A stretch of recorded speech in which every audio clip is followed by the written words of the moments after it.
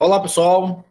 Sejam bem-vindos a mais uma videoaula da disciplina Lógica de Programação do curso Redes de Computadores do Instituto Federal do Maranhão. Sou o professor Tarcísio Almeida e na videoaula de hoje nós veremos aí o conteúdo de vetores, strings e matrizes.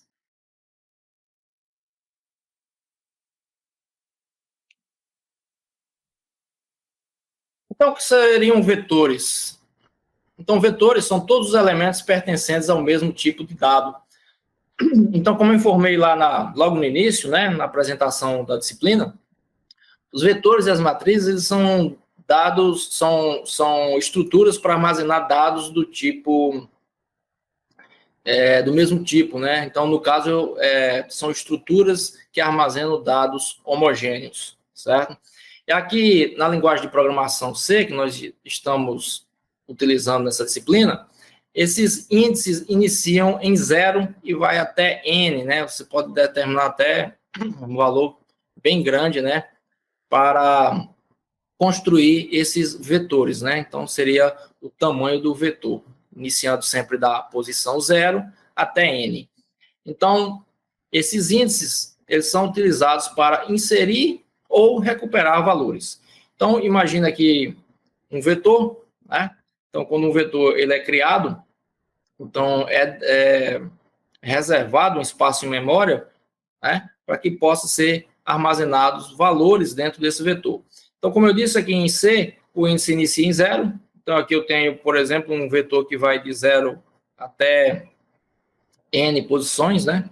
Então, aqui, ó, 0, posição 0 aqui, está armazenado o valor 10. Posição 1 está armazenado o valor 2. Aqui não está bem certinho na ordem, porque o slide ficou um pouco deformado. Mas aqui seria o seguinte: o valor 10 na posição 0, o valor 20 na posição 1, o valor 30 na posição 2, o valor 40 na posição 3, o valor 50 na posição 4 e assim por diante, certo?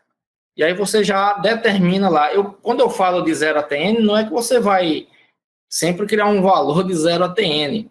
Você vai determinar o tamanho desse vetor. Então, por exemplo, um vetor de 10 posições.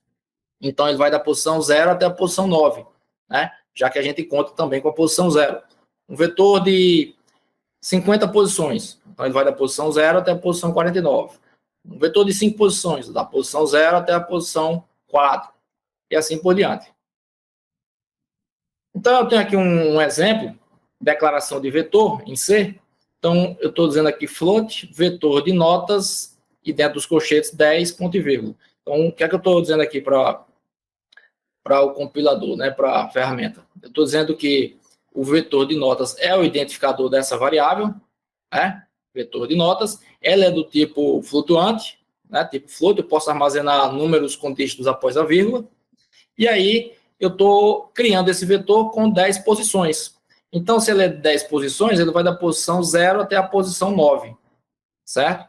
Então, desconsidere esse N que está aqui no final, e também não ficou bem colocado aqui, acho que deformou um pouco o slide, né? Mas aqui seria o quê? Conteúdo armazenado, 8,5 está na posição 0, 7,5 está na posição, 7,8 está na posição 1, 9,5 está na posição 2, 6,4 está na posição 3 e assim por diante, né? Então, aqui eu tenho um vetor, mais uma vez, né? Vai de 0 até 9, e aí, dentro dele, eu posso armazenar valores, que, no caso aqui, esses valores eu declarei como sendo do tipo flutuante. Eu posso gravar números com dígitos após a vírgula, né? Números reais, certo? Então, como eu disse, o vetor é uma estrutura de dados homogênea. Então, se eu declaro que ele é do tipo flutuante, só vai poder armazenar nesse vetor valores do tipo flutuante. Então, aqui eu tenho vetor de notas, e aí dentro dos colchetes eu coloquei 2 e coloquei 9,5. Isso daqui é uma espécie de, é um exemplo, né, de atribuição. Eu estou dizendo que o valor 9,5, ele será armazenado dentro do vetor de notas na posição 2. Então, observe que é o que está sendo mostrado aqui, está sendo exibido aqui. Posição 0, posição 1, posição 2.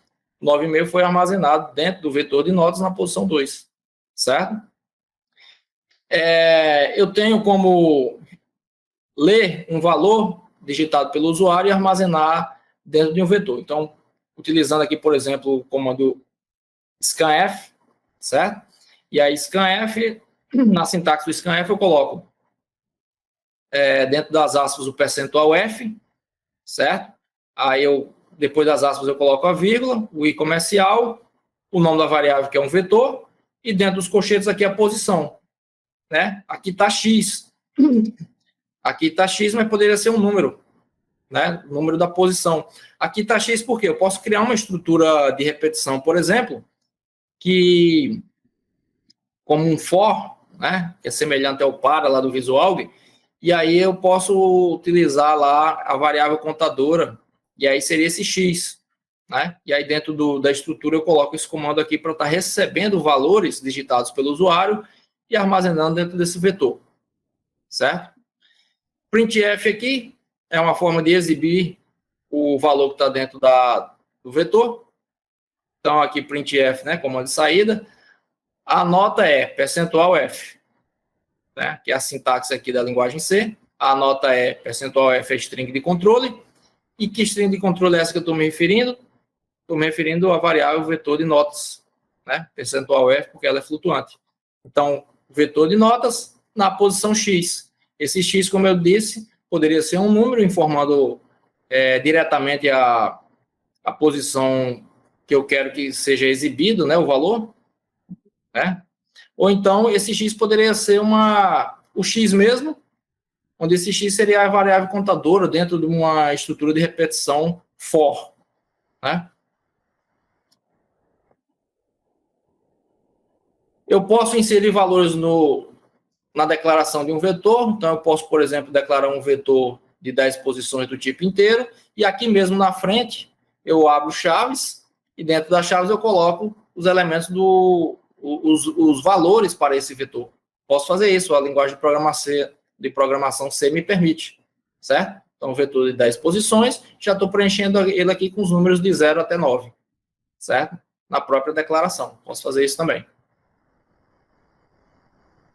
Aqui, já falando de string, em C, string é o quê? É um vetor de caracteres, né? Ou uma cadeia de caracteres que termina com um caractere nulo, /0.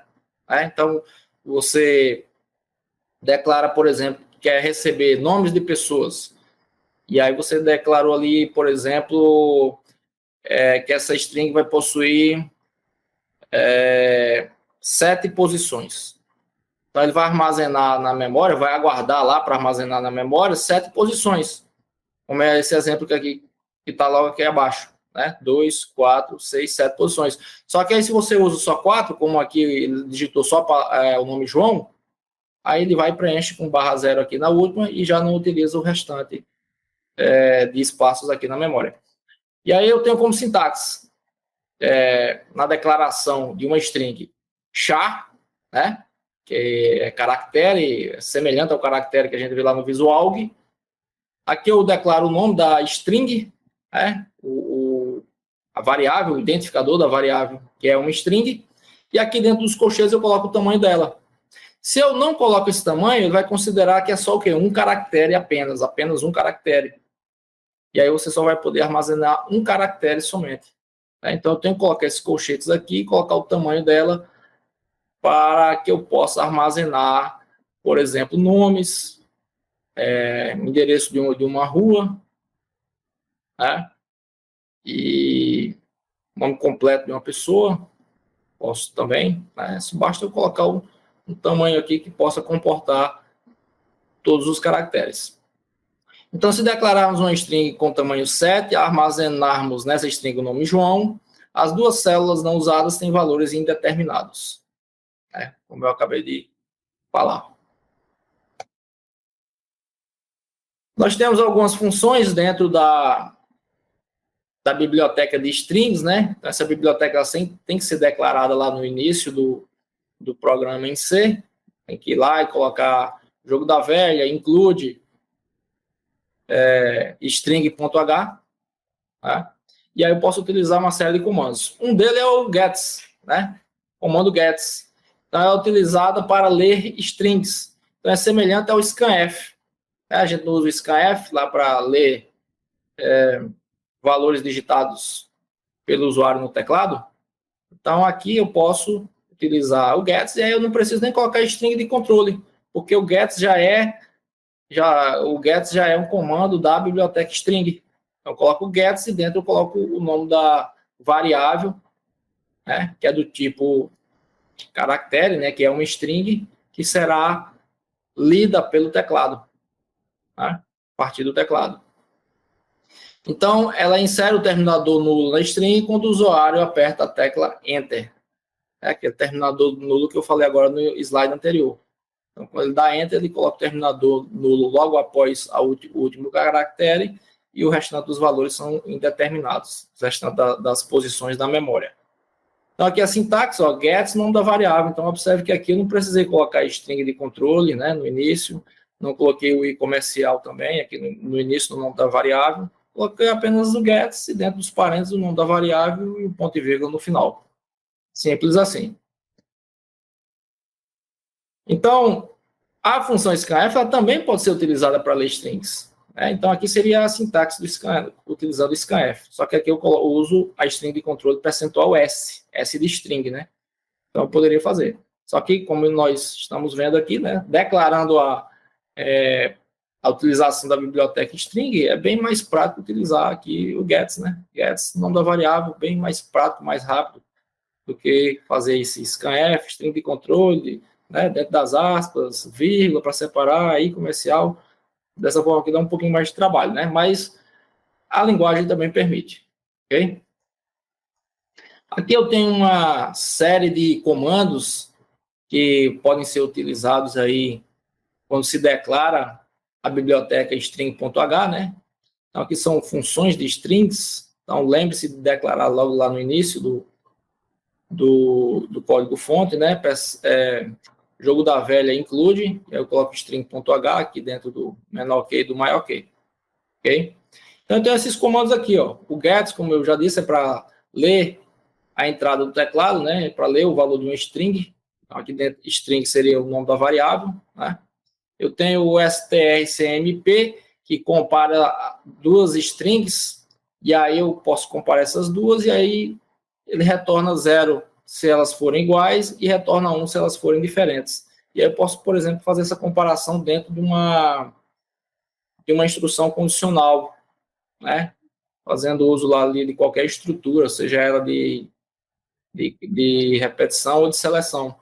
E aí eu posso estar utilizando esse comando aqui para comparar strings. strcpy, ele copia o conteúdo de uma string em outra. Então, ele pega da string 1 e passa para a string 2 o conteúdo, né, o valor que está armazenado dentro dessas variáveis. Aqui você coloca o nome de variáveis, né? Ele vai pegar da variável string 1 e passa para esse valor para a variável string 2. strcat, ela concatena duas strings. Então, se eu tiver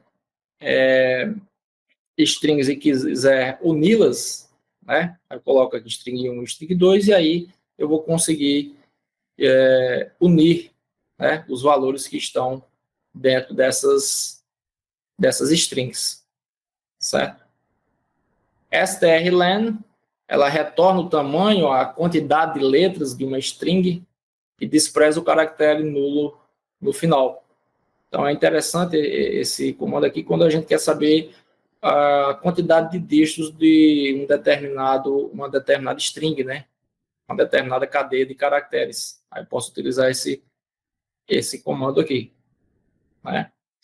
Eu tenho o puts, né, que realiza o quê? A impressão de uma string na tela. É semelhante ao printf. Então, eu posso utilizar, sempre utilizando essa biblioteca string, né?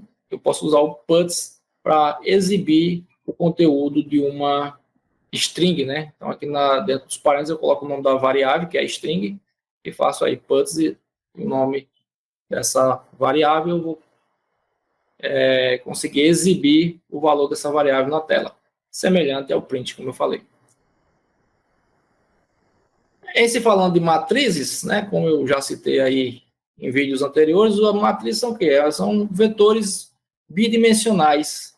Então, eu posso ter, né, como eu estava falando de strings agora há pouco, eu posso ter um vetor bidimensional de chars, né, de caracteres, né? Posso ter um vetor bidimensional também de inteiros, mas nesse exemplo aqui eu trouxe de caracteres. Então eu posso ter, no caso, utilizando aqui essa sintaxe, né, eu coloco char, nome do vetor, né, o nome da variável, que o identificador da variável, né, e aí eu coloco nesse primeiro colchete aqui, eu vou colocar a quantidade de strings que eu quero que seja reservado espaço em memória, né? E nesse segundo colchete eu coloco o tamanho das strings. Então, por exemplo, se eu quiser criar um vetor, né, uma matriz de caracteres para armazenar, digamos, o nome de 30 pessoas, nome completo.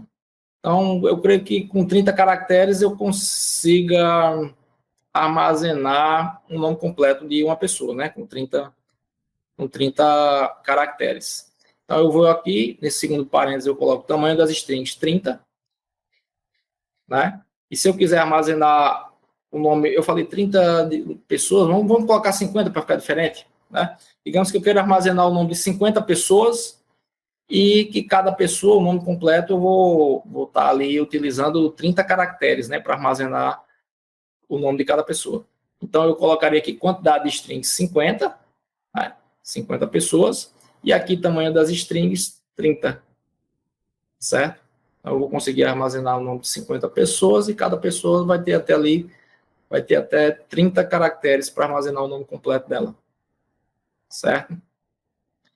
E aqui é a forma de acessar esse vetor de strings, né? Então, da mesma forma como eu já mostrei em exemplos anteriores aí, eu coloco o nome do vetor, né? O nome da variável, né? O identificador da variável, né? Que é o vetor, e aí dentro dos colchetes eu coloco aquele índice, certo?